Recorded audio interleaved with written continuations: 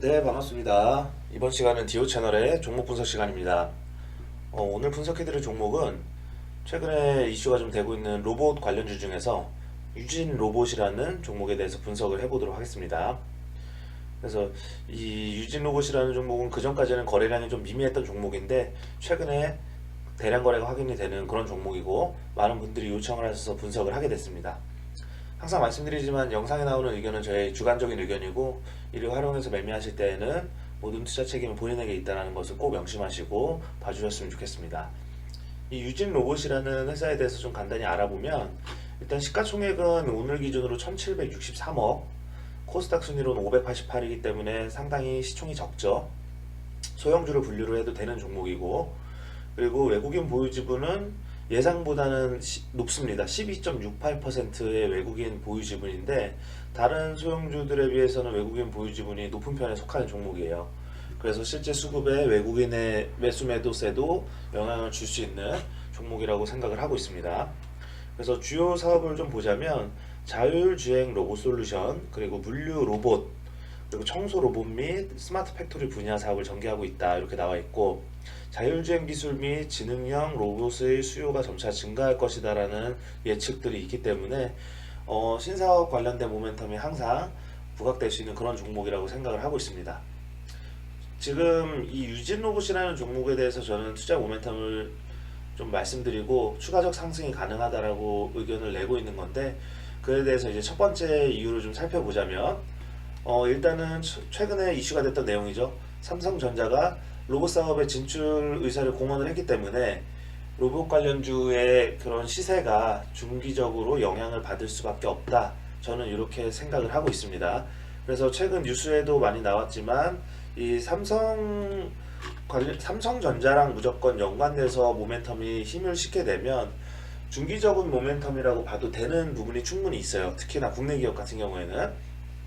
그래서 삼성 같은 경우에 이제 이 산업용 로봇, 그리고 인공지능 뭐 이런 걸 전부 다 포괄하는 로봇 사업팀을 신설했다는 소식이 알려지면서 이 지능형 로봇과 인공지능 관련 종목이 강세를 보였다 이렇게 기사 내용이 나와 있죠.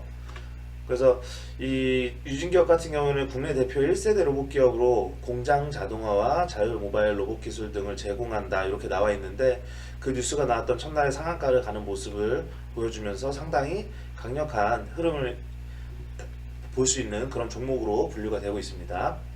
그래서 지금 이 내용에 보면 삼성전자는 올해 초 가전 부문화를 신설했던 로봇 사업화 태스크포스를 조직 개편을 통해서 로봇 사업팀으로 격상을 했다라고 하죠. 그래서 이 스마트폰이랑 생활 가전과 연결해서 사용할 수 있는 다양한 가정용 로봇을 출시하기 위한 움직임이다 이렇게 나와 있죠. 그래서 삼성전자와 모멘텀이 맞닿아 있다는 것은 추후에 얼마든지 중기적인 방향성으로 봤을 때 중장기적인 모멘텀이 언제든지 부각될 수 있다라는 의미로 저는 해석을 하고 있습니다. 그리고 두 번째 이 투자 모멘텀으로 보면 유진 로봇 자회사 중에 이제 가이아 코퍼레이션이라는 회사가 있었어요. 그래서 로봇 사업이랑은 좀 별개의 사업을 하고 있던 자회사가 있었는데 그 지분을 전부 매각을 함으로써 로봇 사업에 보다 더 집중하고 효율적인 경영이 가능할 것이라는 기대감이 있다 이렇게 말씀을 드리고 싶네요. 이 관련 기사 내용 보면 유진 로봇이 가이아 지분 매각하고 로봇 사업에 집중한다 이런 기사 내용이 있죠. 그래서 보면 가이아 코퍼레이션 지분 매각을 통해서 로봇 사업의 모든 역량과 자원을 집중한다.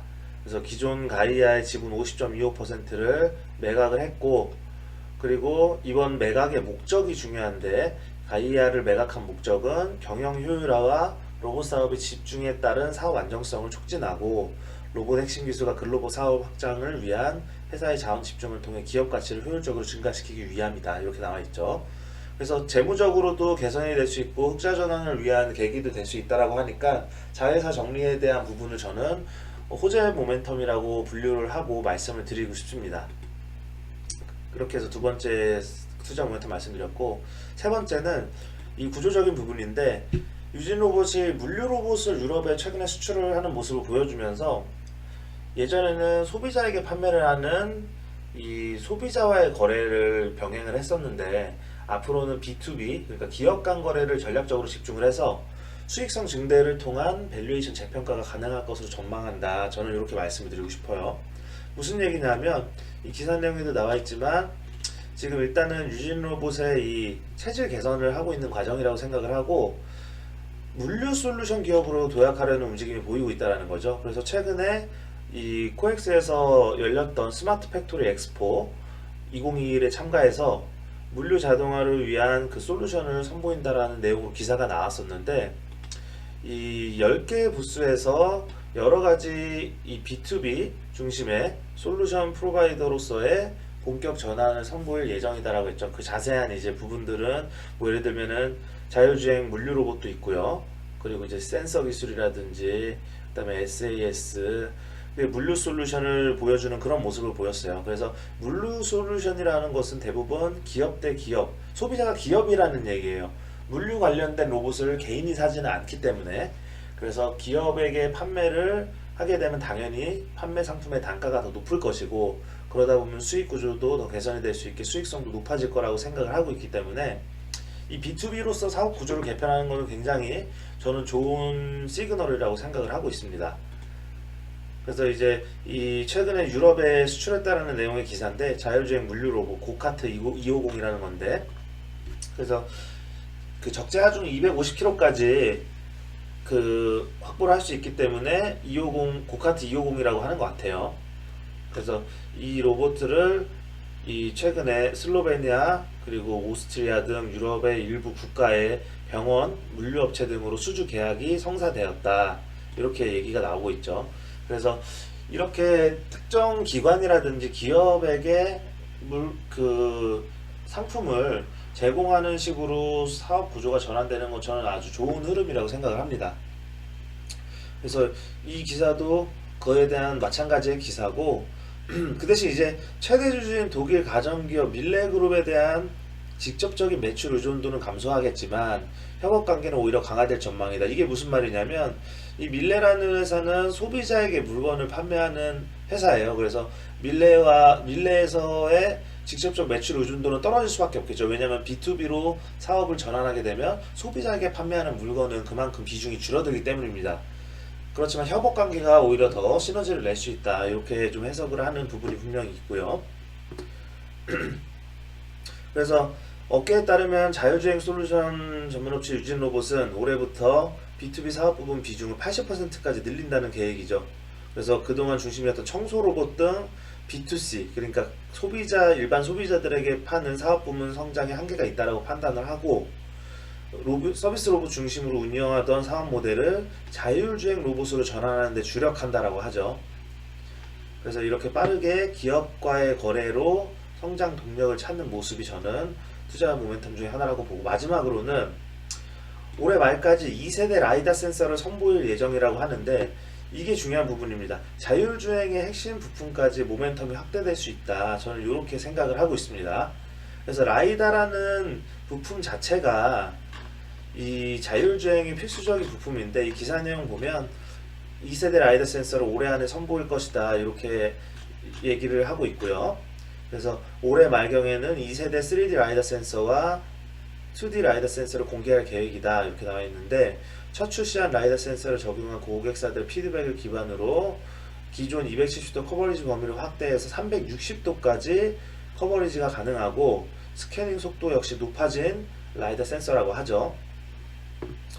그래서 이 다양한 성능 향상 및 추가 기능 탑재를 기반으로 2세대 라이다 센서는 실내뿐 아니라 우회 작업도 수행할 수 있게 됐다. 인식할 수 있는 범위가 넓어졌기 때문에 제한된 공간이 아니라 좀 더 오픈된 공간에서도 활용을 할 수 있는 라이다 센서라는 겁니다. 그게 2세대 라이다 센서예요.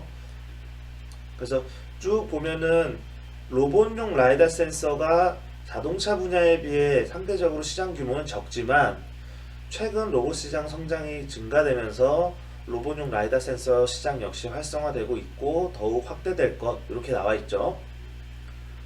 그래서 지금 이 개발한 라이다 센서를 유진로봇의 자율주행 모바일 로봇에 적용을 하고 있고 국내 물류 로봇 제조 기업들에도 공급하고 있다. 이미 수요처는 있다라는 얘기입니다. 그렇기 때문에 이 라이다 센서에 대해서 모멘텀도 부각이 될 수 있고 추후에 주가에 영향을 줄 수 있다고 저는 생각을 합니다.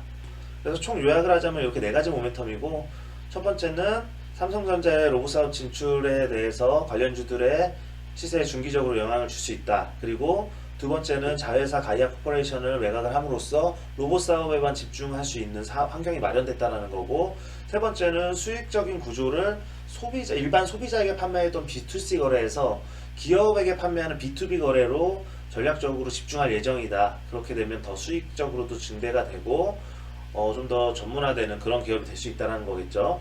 그리고 마지막으로는 올해 말까지 2세대 라이다 센서를 선보이면서 자율주행 로봇의 핵심 부품 생산까지 모멘텀이 확대될 전망이다. 이렇게 말씀을 드리고 싶습니다.